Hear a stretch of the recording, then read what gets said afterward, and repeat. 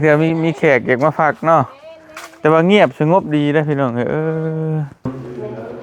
โอ้ประมาณนี้พี่น้องคักดีเงียบสงบค่าห้องลักร้อยวิวลักล้านเบิ้งพี่น้องเนาะไอ้ลีเนี่ยนี่เขามากันนี่แหละเขามาวิวนี่ของนางเฟืองน้องสาวเด้อ50แต่บ่ฮอดแต่ไม่ไกลเต็มไปมัน37ปลายนึงดอกโดยพอดีเป็น11,000เด้อโดยแล้วแต่บอกเตียงสิซื้อของอีหยังกะว่าซื้อข้าวซื้อคือเก่าคือเคยเห็นแหละก็เลยเพิ่นเวลาอยากขาดทุนเพิ่นอยากซื้อแสน2แสนคนนึง100,000จังซี่อุ้ยว่าเท่าไรก็ได้บ่เตียงคิดเอาโดดแบ่งจัดสรรปันส่วนกันไปเนาะแม่นอันว่าคนถูกมันหน่อยเนาะหาครอบครัวคือจะเฮ็ดเจ้าเฮ็ด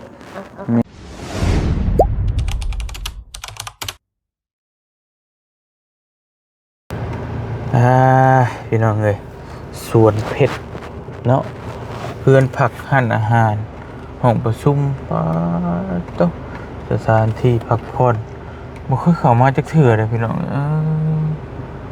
มาสร้างว่าอยู่ใกล้ๆนี่ก็บ่เคยเข้ามาจักเทื่อนะเพื่อนเนาะกราบทักทายสบายดีพ่อแม่พี่น้องเบิดสุขุทุกคนพี่น้องเอ้ยมื้อนี้บ่เตียงก็ช่วงว่างๆเนาะก็เล่นมาหาผู้ใหญ่ใจบุญพี่น้องอีกท่านหนึ่งเป็นญาติพี่น้องของทั้งเย็นที่เพิ่นก็ฝากเงินมาให้บ่เตียงซอยเดือคนทุกข์คนยากตลอดนั่นแหละบัดนี้ก็เพิ่นฝากเงินไว้นำเอื้อยเพิ่นให้มาเอาเงินอยู่นี่แหละอยู่สวนเพชรนี่แหละพี่น้องนี่เนาะเพิ่นมีบ้านพักอยู่นี่ทางเย็นเพิ่นเอื้อยของเย็นเพิ่นนะพี่น้องเอ้ยเพิ่นว่าฝากไปให้ซื้อเครื่องซื้อของแจกคนบ่รู้ว่าจังได๋ก็ไปถามเบิ่งเนาะเพิ่นอีกเทื่อนึงพี่น้องเอ้ยบ่ฮู้ว่าเพิ่นก็อยู่ไสเด้บ้าน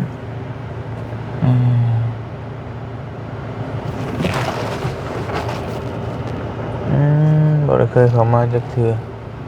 พี่น้องเอ้ยเนาะ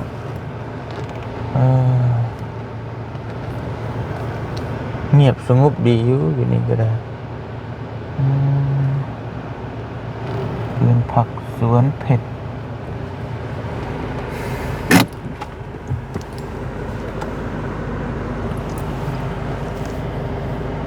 โทรหาเพิ่นก่อน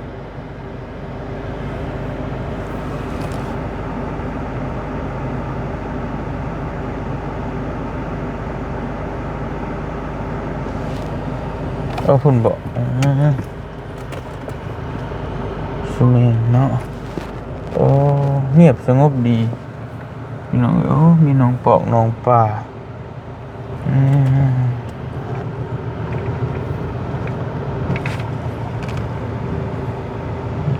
เราเคยมาจ้ะเถื่อเนาะไปตัวสบายดีแม่สบายดีบ่โอ้โดยแม่นเอื้อยใหญ่เพิ่นถ้าเป็นเอื้อยผู้ใหญ่เสียแหละแบบแทนมานี่ป้าแทนเพิ่นเป็นผู้ใหญ่บัดนี้ของไอ้เย็นก็ไอ้เฟืองของจางสิกับแม่อันนี้เป็นเฮือนพักของแม่บ่นี่นะเฮ็ดหลายปีแล้วได้10 กว่าปีแล้วเด้โอ้เฮ็ดโอ้ยซื้อแต่ยังถือบ่ดินนี่ซื้อมีแต่500,000 บาทแม่เดี๋ยวนี้50 ล้าน100 ล้านยังบ่ได้เนาะแม่นอยู่มัน6 เฮกตาร์ป้าตัวพี่น้องเอ้ยเนาะมีน้องปลาแล้ว2น้องได้บ่โอ้พี่น้องเอ้ยมีแขกมีหยังอยากมาผักกะเอามานั่นแหละเพราะว่าลูกก็บ่ฮู้ได้สิต่อไปสิได้แนะนำเพิ่นผ่านไปผ่านมาอยู่แต่บ่เคยแวะเข้ามาเบิ่งจักเทื่อนะมาเด้อบัดนี้เด้อโอ้นี่น้องปลาบ่นน้องปลา2น้องใหญ่อันนี้แล้วก็ข้างหลังอีกไหนพี่น้องเอ้ยป้า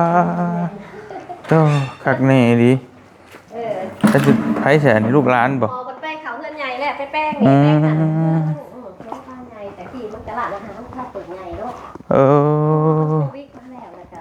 อันนี้มันก็บ่ดีเด้กับปิดแม่มานี่โอ้ยหลายแขกขายนำก็บ่ทันเป็น10ป้ายได้เฮ็ดในบ้านผักทุกคน20ห่อค่ะ20ห่อแล้วก็5ห่อทั้งนี้ก็มี5ห่อเมื่อกี้แม่ก็บ่คอยนี่อยู่หลายอยู่นี่ดอกอยู่สวิตแม่เปิดร้านแล้วพ พอมาสั่ง คนนึงหาคนนึงสั่ง อ๋อแต่แกแม่ก็อยู่ต่างประเทศพุ่นเนาะ ที่ต่างประเทศได้แม่กินเงินเถ่าเลยแม่จังมาหลายปี โอ้ก็เลยมาอยู่บ้านบัดนี้เนาะ แม่ก็ไปก็มาหากะมาได้เด็แต่สวิต บ่ หากะมา4-5 มื้อนี่ เอ้าโอ้ มื้อที่โยนมาลงบ่ได้หั่นแม่นละเที่ยวแม่ได้นั่นน่ะ เออ ฮอดสวรรค์แล้วลงบ่ได้ค่ะ อันที่ว่าพายุเข้าเนาะ แม่นเพิ่นมาฮอดแหละอันนั้นสนามบินแต่ว่าลงบ่ได้ อ๋อ เพิ่นก็เวียนไปเวียนมาเพิ่นก็กลับขึ้นวัดไตขึ้นบัดนี้ โอ้ บ่าย2เลยจังได๋มาฟังบ่เป็นหยังแต่ว่าเครื่องบินเนี่ยมันบ่เฮ็ดให้เฮาย่านนะธรรมดามันบินน่ะแต่ว่ามีแต่มาฮอดเนี่ยลงบ่ได้ก็บ่เป็นหยังเพราะว่าเมื่อแล้วนะ โอ้พี่น้องไอ้น้องปูน้องปลากว้างอันนี้เนาะ น้องบ่ใหญ่คือกันได อืม เวลาละหมักอันนี้แหละแล้วก็จังซื้อตะกี้แหละ เนาะ บ่มีคนเอาดอก เออ ขายเลยนี่มีแม่มันละดินคลองหอด คัก ฟัง คัก สิ คักคัก หอดฟังพุ่น โอ้ยเบิ่งพี่น้องไอ้สิรีวิวบ้านพักให้เราก่อน แม่ เพื่อมีคนอยากพักมาพักเนาะแม่เนาะ แม่น อืม สะอาดได้บ้านผัก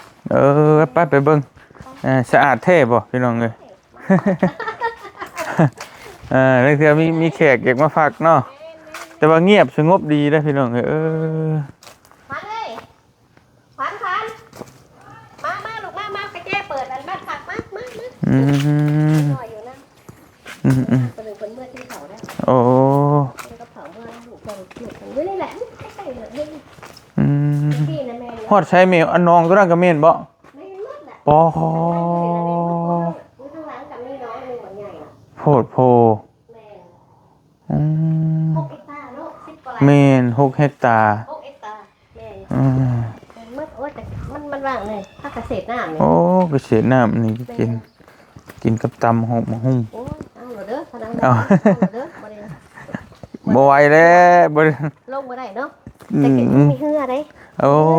มีเหือแต่กี้นิดหน่อยมันเด็ดเอาไปขายเนี่ยโอ้ยคือเราเข่ง2 เข่งคนก็ซื้อบ่ได้ อื นิดหน่อยเขาอ ม อกบ่แล้วบ่มีไผเฮ็ดบัดนี่ โดยเอาบ่ได้มีลูกน้องบ่ใช่แม่ มีก็บ่หลายมี เอ แต่ อ 3 คนเด้อแต่กี้10 ไปคนน่ะตัวพี่น้องเลยยาวเขือกเนื้อกอยู่โอ้ เปิดมันเบิ่งลูก พี่น้องเลย จริงๆมันนี่ โอ้ครับ หาหอก บอก คือเขามาเห็นยวนนั่นส่วนของ อืม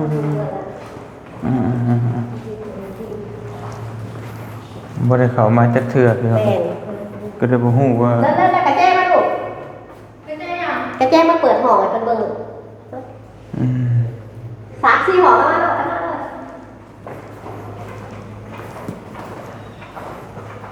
ตัวหลังมันสักขาบน อืม เฟืองย่างเย็นหยังแหละจะเฮ็ดกับหูจะเบิ่งแม่ ไปพุ่นอีกป๊า นี่ ด แหละ โทุ มันเย็นเลยอยู่นี่ จังห้องแม่ทั้งเบิด ทั้งมันมีแต่สร้างหอไหม โอ้ บ่หลายเด้บ่หลาย แต่ผมก็ใหญ่คือพวกเนาะ แม่น คักอีบ่ป๊า ถ่ายวิดีโอไว้ด้วยนะ โอ้โดย เปิดช่องซ้ำหอเธอเบิ่งด้วย อันนี้อยู่หลังบ้านพี่น้องเอ้ย บ่สักผ้าเพื่อนอะไรเพื่อนสัก อื ผ้าม ของสักผ้าสักแพรก็มีโอเค ของเฮ็ดกินคนในของเสื้อเพิ่นอาหาร อื พวกว่า ม ต้นหาหอ โอเคโอ้เป็นคัก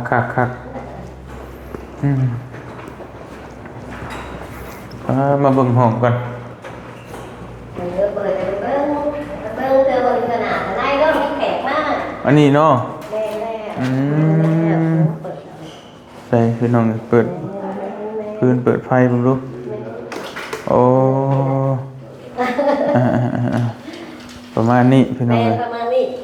เงียบสงบดีอยู่เด้เนาะ แม่ อ๋อพี่น้องเอ้ย แอร์นี่ทุกอย่าง ครบทุกอย่างเนาะ ครบหมด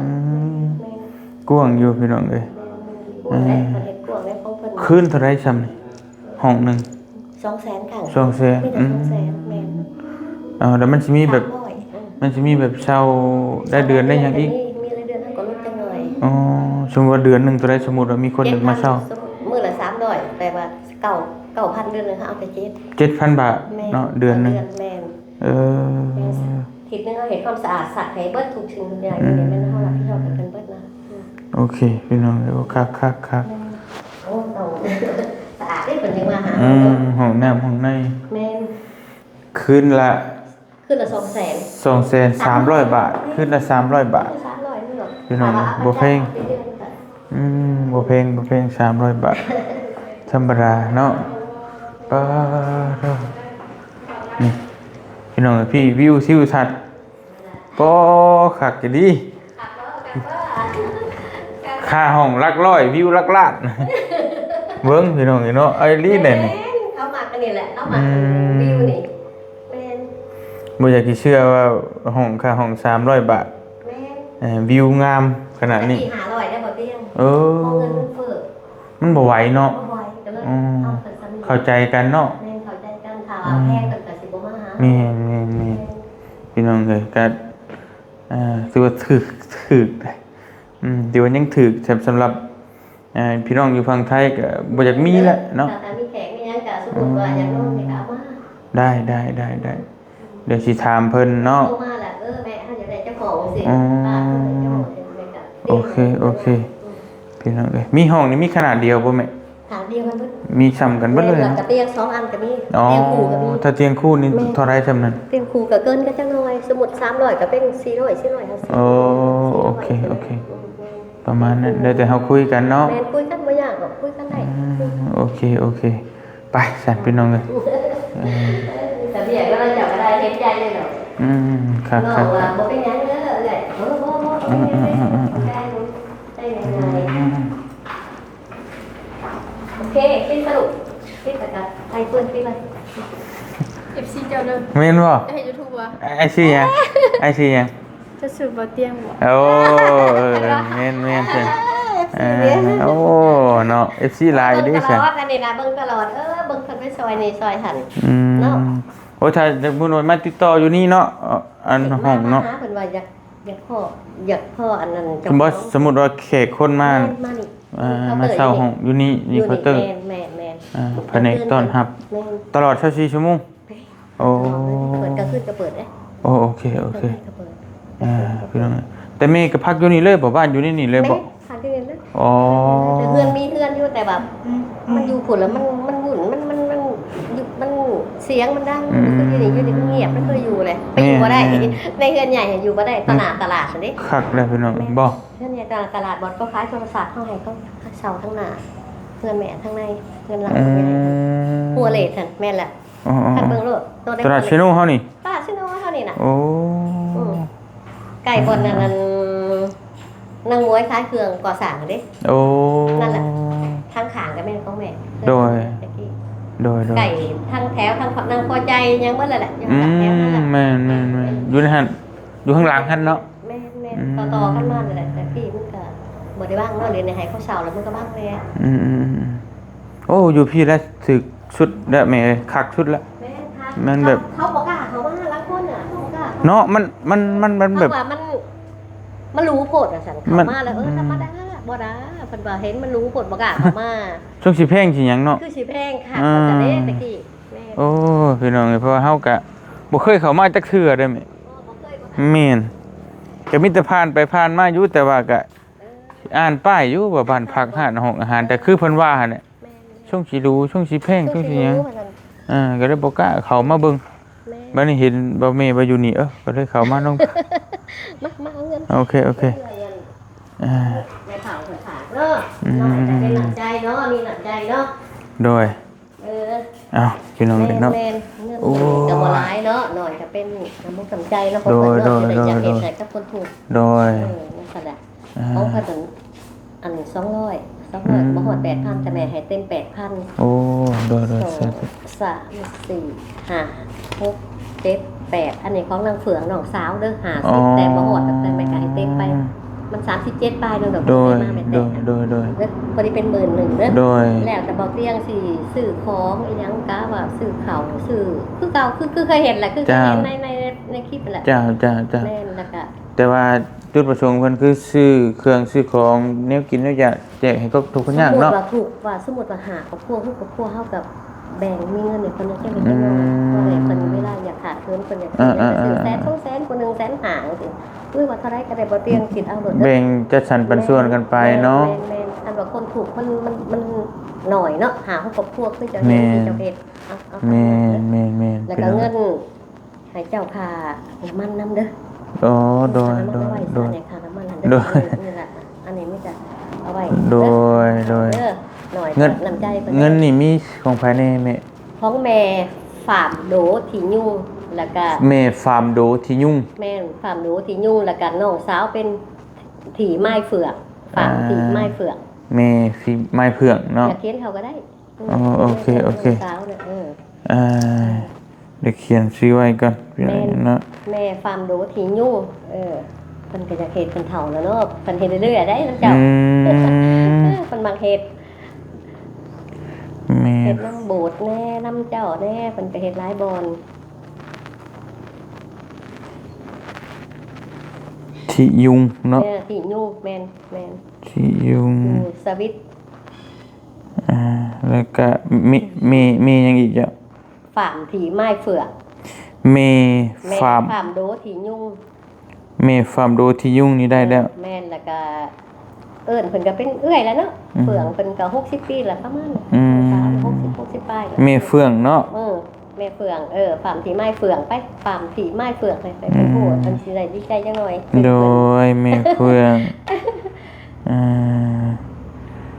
แล้วก็ของบ่ทันเนาะ2คนเนาะอ๋อ เย็นเป็นเห็ดข้างโบสถ์แล้วบาด โอเคเห็นพี่เย็นเป็นโทรมาบอกอยู่โดยโอ้ขอบคุณใจเด้อเมทั้ง2คนแล้วก็ทั้งเมนำขอบคุณใจให้อยู่ดีมีแฮงเด้อ ใจเด้อ โอ้ยก็ถือ เพิ่นยากก็ซอยเพิ่นไปได้จังน้อย โดย ขนาดได้อีกเด้อ โดย หาหูเสียขนาดก็ได้แล้วโบสถ์แต่ก็สิมี โดย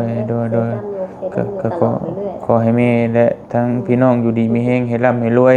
ให้อายุมันก็ยืนอยู่นำลูกน้ำหลานไปโดนๆเด้อแม่เด้อเนาะสาธุพี่น้องทั้งเย็นเพิ่นก็สิว่าเพิ่นก็ป่วยได้เป็นมักไข้ลังเพื่อนกับแม่บ่เตียง ฟอกไตอันเดือ3เดือ เพิ่นก็ฟอกไตอยู่ตอนนี้ก็ขอ แหละอยู่ไปหากันก็บ่ใกล้ดอก ขอให้เช้าไวๆเด้อแล้วก็ทั้งแม่ทั้ง2คนเนาะให้อยู่ดีมีแฮงบัดจุกุทุกคนพร้อมครอบครัวเดินทางไปทางใดก็ตลอดปลอดภัยเนาะสาธุมุขขอบใจหลายๆเด้อแม่เด้อขอบใจหลายๆที่มีน้ำจิตน้ำใจช่วยเหลือคนทุกคนยากเฮาเนาะพี่น้องเอ้ยแม่ยังสิกลับไปบ่หรือว่าบ่ได้กลับบ่ คือ4ปีต่อคือ4ปีหน้านั่นแหละปีหน้าเดือนหาเดือน6 ไป แล้วแต่ยา มาๆเนาะ เมื่อแต่เพิ่นก็เมื่อต่อยา พี่น้องไปบัดเมื่อใครลูกน้องบ่เบิ่ง ลุงน้องกับพี่น้องมาเพิ่น เ เทื่อแรกเลย6อาทิตย์ได้แม่เมื่อหากะมานี่น่ะ โอ้ เมื่อ6อาทิตย์ จักชั่วโมงแม่ขี่อยู่ 11ชั่วโมง ป้อ เดียวเร็กเลยบ่ได้จอดจักบ่อน เออ แม่น ก็บ่เมื่อยเคยไปเคยมาเนาะ เมื่อยอยู่เลย เมื่อยอยู่ เจ็บบ่ขาบ่แข้งบ่จักสิเฮ็ดจังได๋ล่ะว่าบ่ถือแต่เฮ็ดได้อยากเมื่อนะ โดย บ่อยากเปลี่ยนเครื่องมือสิข้ามบ่อยากลงโลห้าบ่อยากเปลี่ยนบ่อยากไปเด็กๆให้มันฮอดเลย ไปทางไทยเอเวนั่นแหละ อยู่สวิตเซอร์แลนด์บ่ แม่นสวิตเซอร์แลนด์ โดยแม่เพิ่นอยู่พี่น้องเอ้ย แม่นสวิตแม่น ต่างกันบ่แม่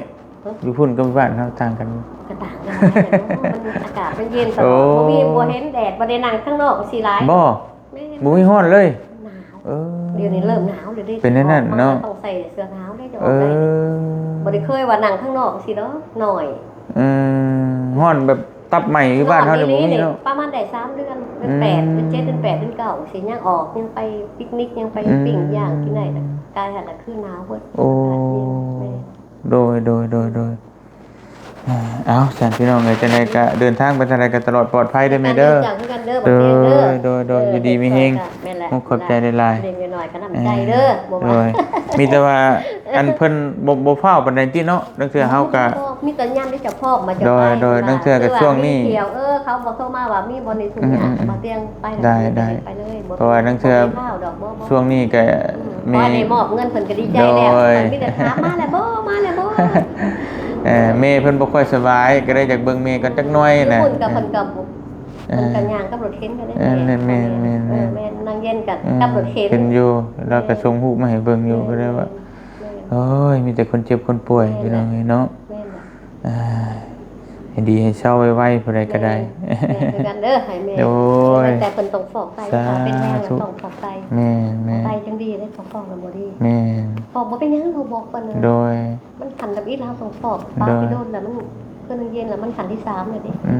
ม 3เดือนอาทิตย์นึง โดย ขันคืออยู่นี่แหละบ่มีเงินปัวแล้วขันคือบ่ แม่น อันนั้นเฮาจ่ายประกันรับผิดชอบให้เฮา ใครอยู่เสียงพี่น้องนี่เนาะป้าฉันลูกขอกระโดดครับเด้อสุขอยู่ดีมีแฮงอยู่ดีเจ้าสาธุ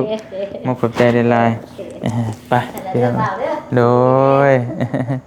โอ้มีฮอดอุโบราณพี่น้องเนาะ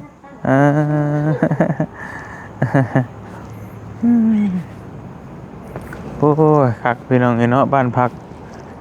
บ่เคยเข้ามาจ้าเคือเอาเตียงกันร่มรื่นร่มเย็นพี่น้องเอ้ยเท่าโดยแม่โดยอันนี้นี่เป็นห้องประชุมอันนี้เนาะ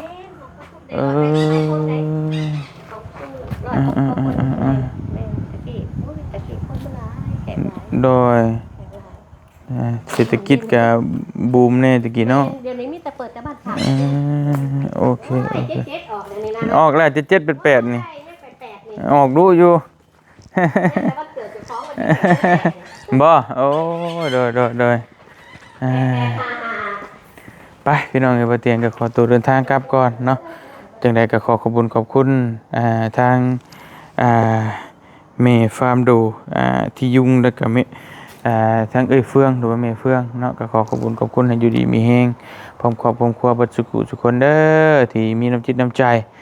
มอบเงินให้บ่เตียงอันไปช่วยเหลือคนทุกข์คนยากเนาะก็ขออยู่ดีมีแฮงพร้อมครอบครัวเดินทางไปทางใดก็ตลอดปลอดภัยเด้อเด้อแม่เด้อเนาะสาธุไปเดินทางกลับก่อนบัดนี้โอ้ขอบใจแม่โดยโอ้ยมีน้ำเย็นโดยอยู่ดีมีแฮงเด้อแม่เด้อมุกขอบใจหลายๆไปพี่น้องกันไปเตียงขอตัวเดินทางกลับก่อนวันนี้บ๊ายบายเนาะ